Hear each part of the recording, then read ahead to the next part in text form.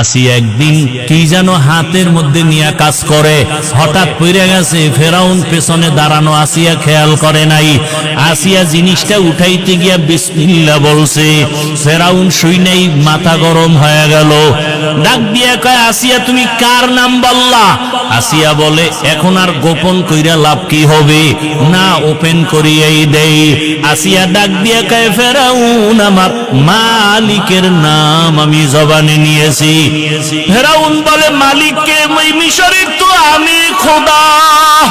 আসিয়া বলে, না, তোমারে যিনি বানাইছেন তিনি আমার মালিক। আমার মালিক একমাত্র আল্লাহ, তুমি ফেরাউন না।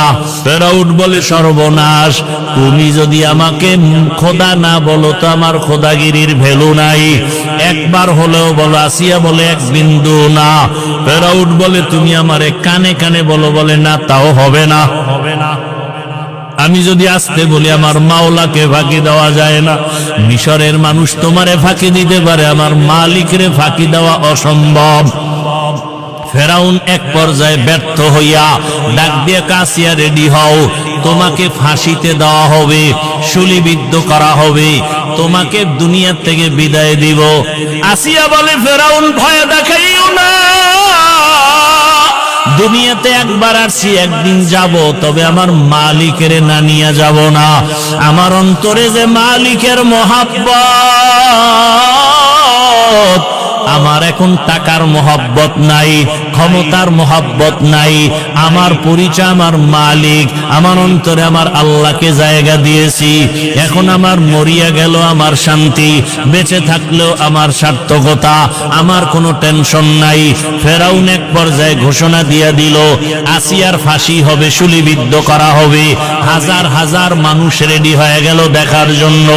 যখন আসিয়াকে শুলিবিদ্ধ করার জন্য মাঠে নেওয়া হয়, হঠাৎ করে আসিয়া কান্না শুরু করলেন, ও দয়ার মালিক, আমি ফেরাউনের কোনো ক্ষতি করি নাই, শুধু আমি তোমাকে আল্লাহ বলে স্বীকার করেছি, তোমারে সেজদা দিয়েছি, আর কিছুই না। আজ আমার ফাঁসি দেওয়া হয়, তুমি আমাকে ধৈর্য ধারণ করার তৌফিক দাও। আসিয়া হঠাৎ তাকায় দেখে রাস্তা দিয়া মুসা নবী হাঁটিয়া যায়। ডাক দিয়া কয়, নবী মুসা, জানেননি আমি আসিয়ার কি হালাত? কয়, জানি, তোমার এখন ফাঁসি হয়ে যাবে। মুসা নবীকে আসিয়া বলে, নবী, আপনি একটু জানতে চাই, দোয়া করবেন, আর এই মুহূর্তে